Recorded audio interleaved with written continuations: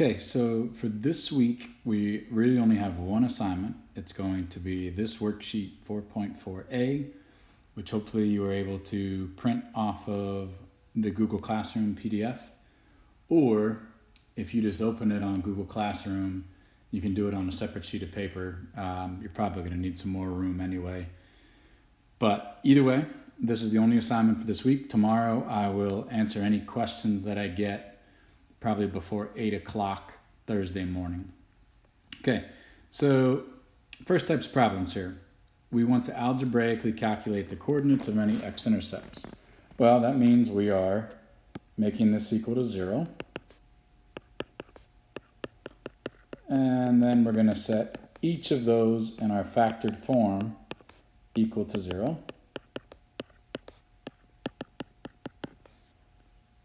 Here we're going to divide both sides by a -1 to get x is 0. Add 5 to get x is 5. And add 1 to get x is 1. Okay, so there you go. Algebraically, we have found the x-intercepts. It should make sense by this point. We have a cubic function, so x to the third power. We have 3 x-intercepts. That all makes sense. The negative means that it would follow the same end behavior as a negative sloped line. And so we know a lot of things about this already. So then it says use the graphing calculator to find the turning points. So I went ahead and graphed this on the calculator. So bear with me here. I'm going to kind of have to hold this over the calculator while I show you what to do on the calculator. But there's the graph. Kind of matches what we thought. You can see the x-intercepts there, 0, 1, and 5. That all matches up well. And now we want the turning points. Well, if you kind of look, you got a turning point right down there, right? And then you have a turning point right there. And it makes sense that an x cubed function has 2 turning points. Well, these turning points are also what we call local min or local max. So this would be a local minimum. That would be a local maximum. So if I go into, and I know you guys don't have these calculators exactly, but in most of those graphing calculator options, you're going to have the option to search for a minimum or a maximum. And then just be careful where you search. So we're looking for the minimum. We want to make sure we hit that low point right there, which is the turning point. Looks like we got it there. Can click on that. And get my equation out of the way here real quick. Actually, I think we're okay. Then we want to, again, analyze, and then we're going to search for that local maximum.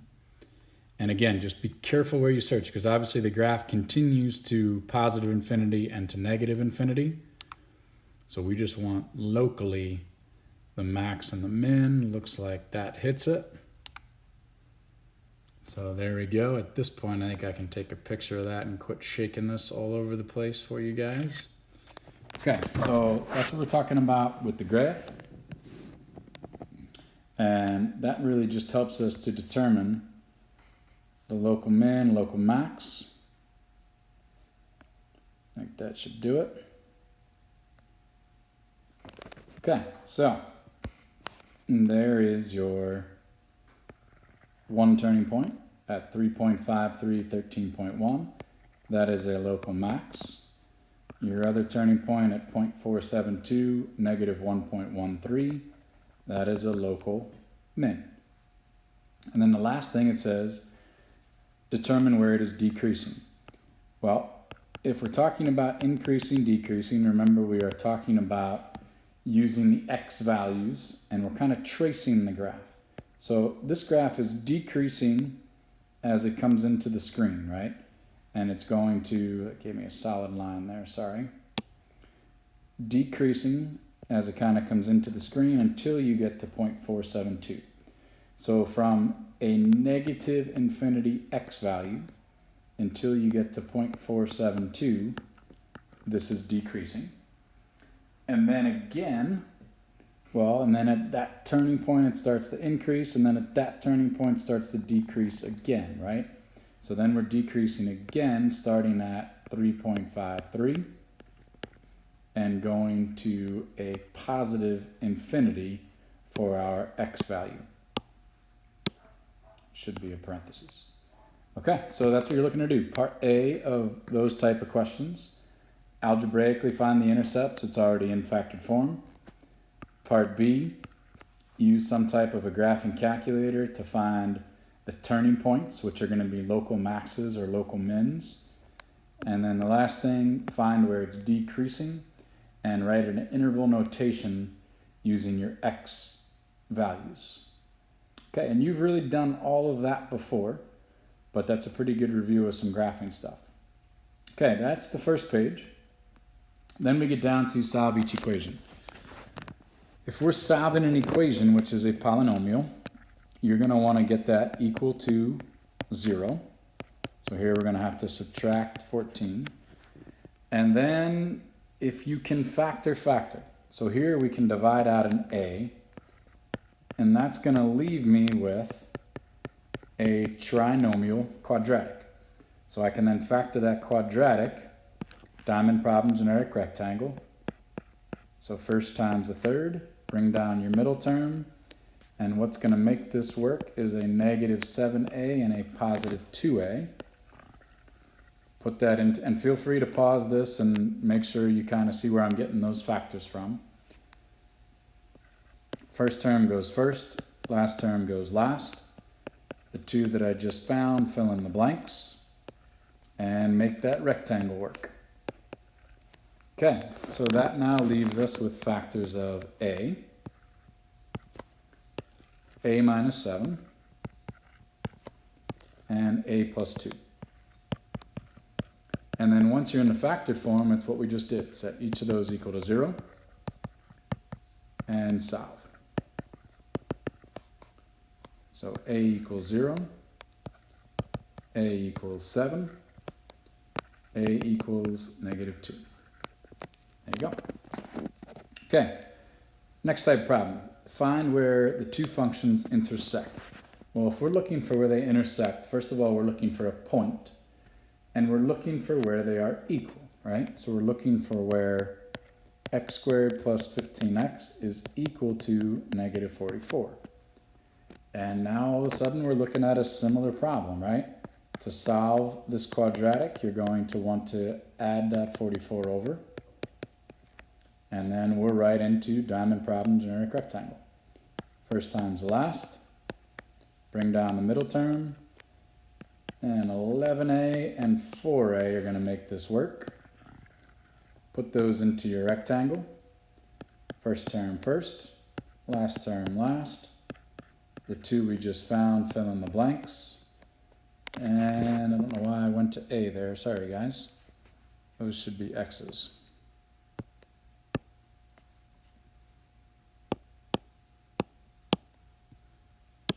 Now I'm just making a mess of it. So real quick, that should be 44x squared, 15x, and the two that are going to make it work are 11x and 4x.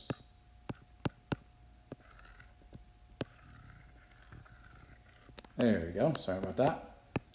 So that's 4, that's 11. So you're talking about factors of x plus 4, x plus 11, set each of those equal to 0.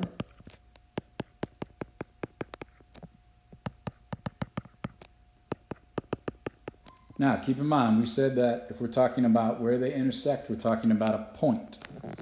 So these are just your x values. So you also need the accompanying y value. Well, in this one, notice that that function g of x is negative 44. That would just be a horizontal line at negative 44, meaning that all of your y values are negative 44. So those would be your two solutions to the points where that quadratic and that line intersect. Okay, factor completely. Well, if I look at a here, if I'm factoring completely, I know that out of 6 and 8, I can divide out of 2. Out of x squared and x, I can divide out an x. That's going to leave me 3x minus 4 factored completely. So you could use any combination of greatest common factor, difference of two squares, diamond problem, generic rectangle, but always kind of helps if you can look for a greatest common factor first. Okay, solving for roots of each function. Well, roots, again, similar to x-intercepts, similar to your solutions, you're looking for your x values when y is 0. And this is going to put us right into diamond problem generic rectangle. And what's going to make this work is a negative 5x and a positive 7x. Again, feel free to pause, make sure you catch up and see where those numbers are coming from. First term from the trinomial goes first, last term last. Fill in your blanks, make that rectangle work. It's not my dog, by the way, if you can hear that barking. Okay, and then you got 0 equal to x minus 5, and 0 equal to x plus 7. Add 5, subtract 7, and there you go. That's your roots. Okay, question 6 now is asking us to write the quadratic function in vertex form.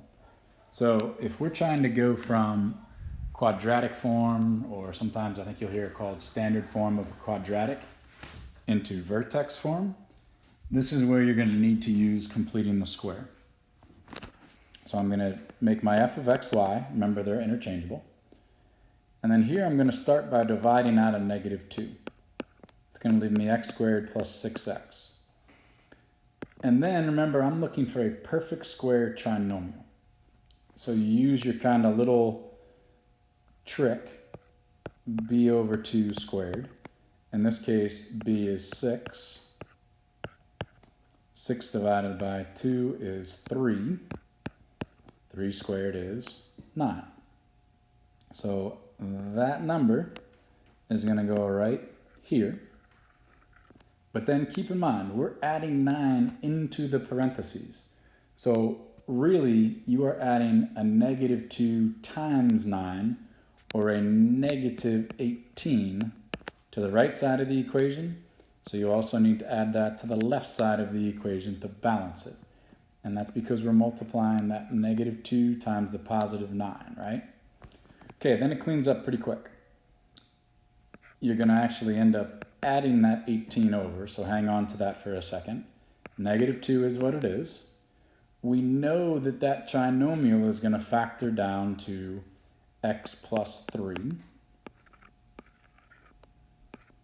squared, and then, like I said, you're going to add that 18 over. There is your vertex form. And then your vertex, well, that's a negative 3, positive 18. There's your vertex. Okay, next one. And you can see that I have a graph there, but try not to get ahead, I'll get there. So if we're talking about finding all possible zeros of the polynomial function, and I'm given nothing to start, well, if I'm looking at that x cubed minus 13x minus 12, that looks like it could be a pretty tough one to try to factor. So we're going to use technology a little bit here. I'm going to blow this graph up for you. And think about what the zeros are. The zeros you get from breaking down that polynomial into factors, right? And those zeros match up with your x-intercepts. And all of those break down to what your factors are. So if I have this setup, okay, all I need is one intercept to work with. And I actually have 3 here. So you could actually kind of get this one done just off of the graph, but let's do it the way we have it. So you have a, sorry, my pen's not totally working here. There we go. So we have those 3 would be our x-intercepts. This one pretty clearly looks like it's at the point 4, 0, right? Or in other words, x equals 4. So let's work with that one. So get this out of the way for us. So we know that if one of our x-intercepts is x equals 4, that's essentially the factor x minus 4, right? So if I divide this by 4 using our synthetic division,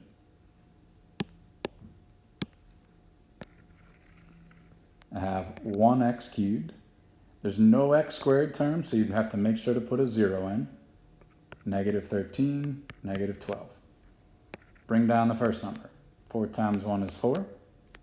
Add. Multiply. 4 times 4. Add coming down. Multiply 4 times 3.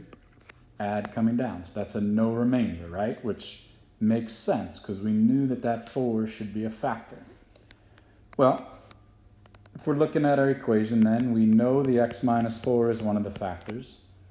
And when we divide that out, we get 1x squared plus 4x plus 3.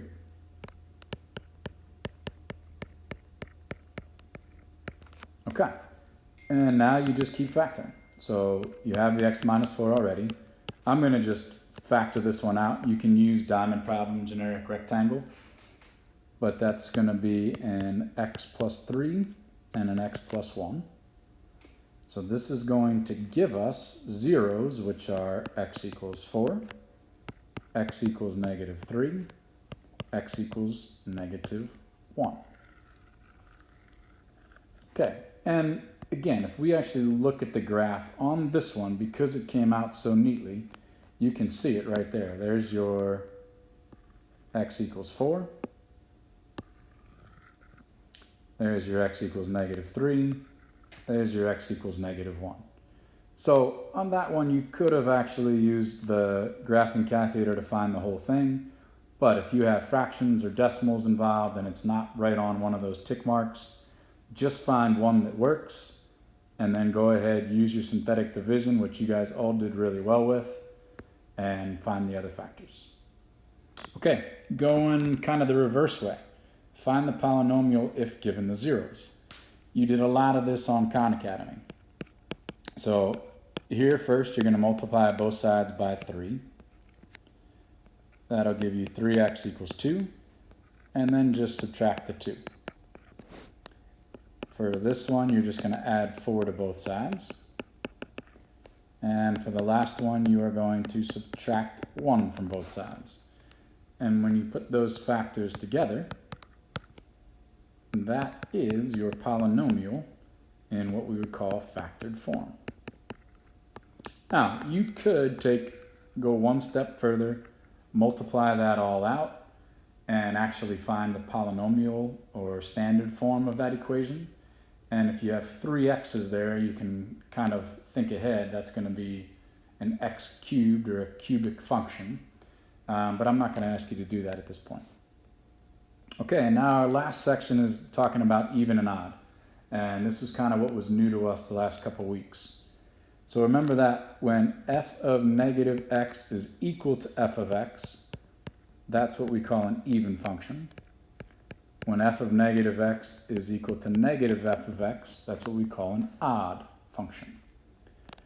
And to test it, when you're given the equation, you're going to replace all of your x's with negative x's.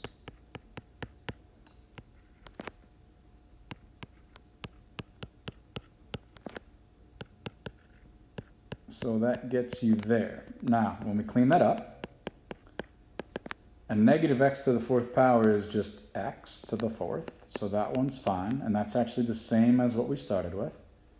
Now, that was an even exponent. An odd exponent, however, is going to change your sign. Even exponent, again, is going to keep it the same. And then in this case, just think it through. No matter what that x value is, if you're taking the absolute value, it's going to go from negative to positive, right? So you know that that's going to be that. Okay, and then compare. So when we compare back to the initial equation, first term stayed the same. Second one went opposite. Okay, the third one stayed the same. And the 4th one stayed the same. Well, had they all stayed the same, you would have an even function. And they all switched, you would have an odd function. But since it is a combination, in this case, it is neither even nor odd. So that's a neither. Okay, and then you can do B and C. Okay, when we're talking about graphs of even and odd. So first of all, f of negative x equals f of x. That's an even function. And that is going to be a reflection across the y-axis. So right like that. And that's it. When we're talking about f of negative x equals negative f of x, that is an odd function.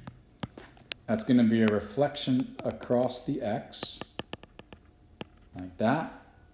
And then, I'm sorry, that was a reflection across the y, and then a reflection across the x ultimately gives you something like, pen's not cooperating with me, ultimately gives you something like that.